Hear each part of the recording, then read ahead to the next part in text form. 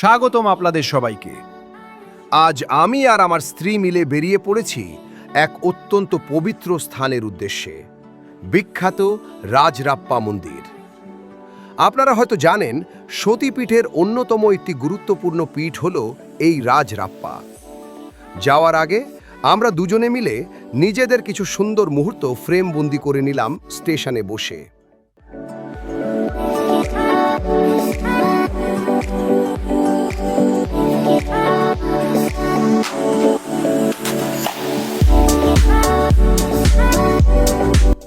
যাত্রা শুরু করার আগে আমরা হোটেলের বারান্দা থেকে স্টেশনের এই দারুণ ভিউটা উপভোগ করছিলাম। এরপর আমরা হোটেল থেকে একটি গাড়ি বুক করে নিলাম রাজরাপ্পার উদ্দেশ্যে। শহর ছাড়িয়ে গাড়ি যত এগিয়ে চলছে, বাইরের দৃশ্যগুলো ততই মায়াবী হয়ে উঠছে।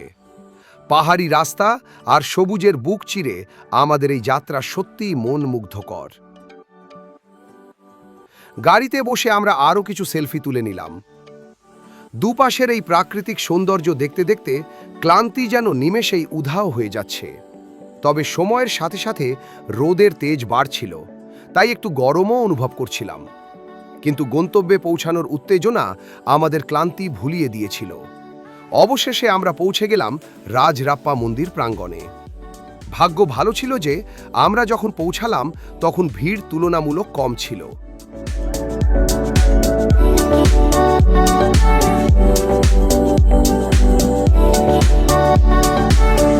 তবে ভক্তদের লাইন ছিল ঠিকই, তাই নিয়ম মেনে আমি আর আমার স্ত্রীও লাইনে দাঁড়িয়ে পড়লাম মা ছিন্নমস্তার দর্শনের জন্য।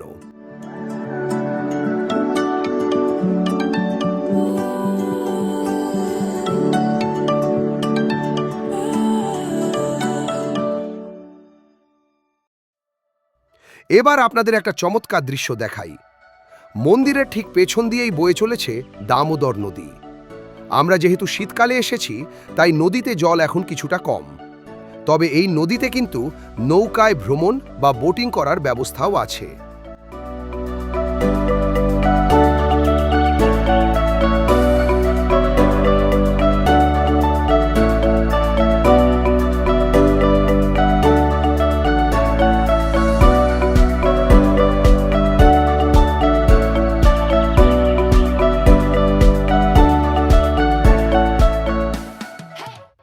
আমরা এখন যেখানে দাঁড়িয়ে আছি, ঠিক তার পাশ দিয়েই বয়ে যাচ্ছে ভৈরবী নদী।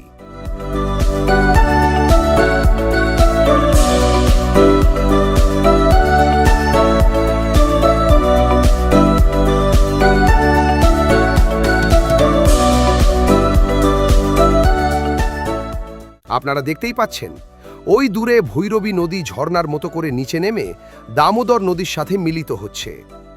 এই দুই নদীর মিলনস্থল বা সঙ্গম দেখার মতো এক দৃশ্য। অত্যন্ত ভক্তি ভরে পুজো দেওয়ার পর আমরা মন্দিরের চারপাশটা একটু ঘুরে দেখতে শুরু করলাম। মূল মন্দিরের ঠিক পাশেই রয়েছে কালীর 10টি অবতারের মন্দির। আমরা সেখানেও গেলাম এবং কিছু সুন্দর মুহূর্ত সেলফিতে বন্দি করে নিলাম।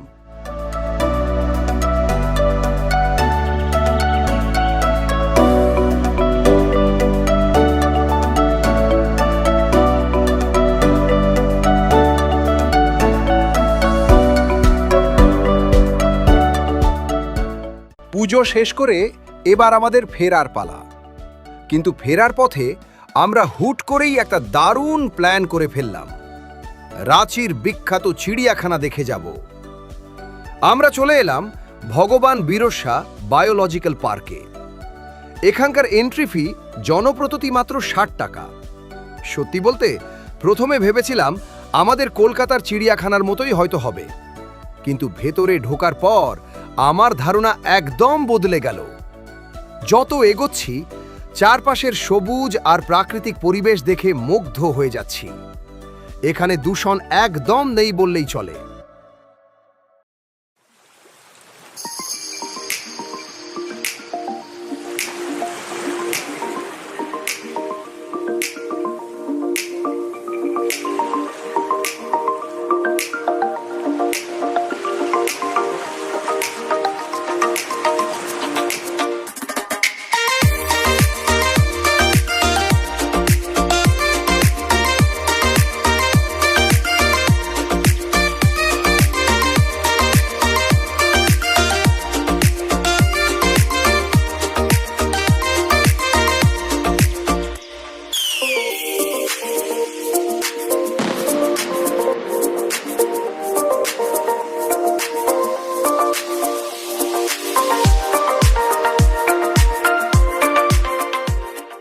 জঙ্গলের মাঝখান দিয়ে লাল মাটির পথ ধরে হাঁটার অনুভূতিটাই অন্যরকম।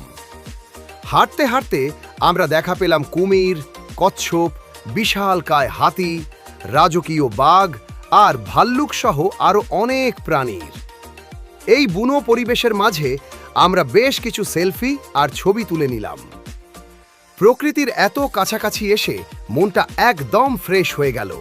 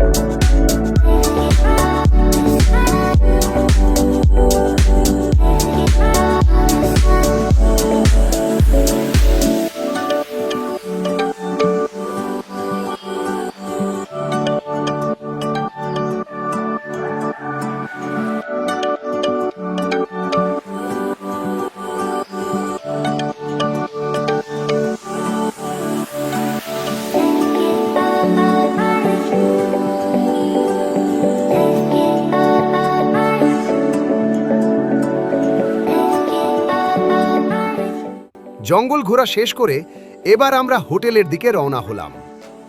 পরের দিন ভোরবেলায় আমাদের ফেরার পালা। মাত্র একদিনের এই ছোট্ট কিন্তু সুন্দর সফর শেষে আমরা রাঁচি থেকে হাওড়ার উদ্দেশ্যে যাত্রা শুরু করলাম। হাজারটা স্মৃতি আর মা ছিন্নমস্তার আশীর্বাদ নিয়ে শেষ হলো আমাদের এই সুন্দর ট্রিপ।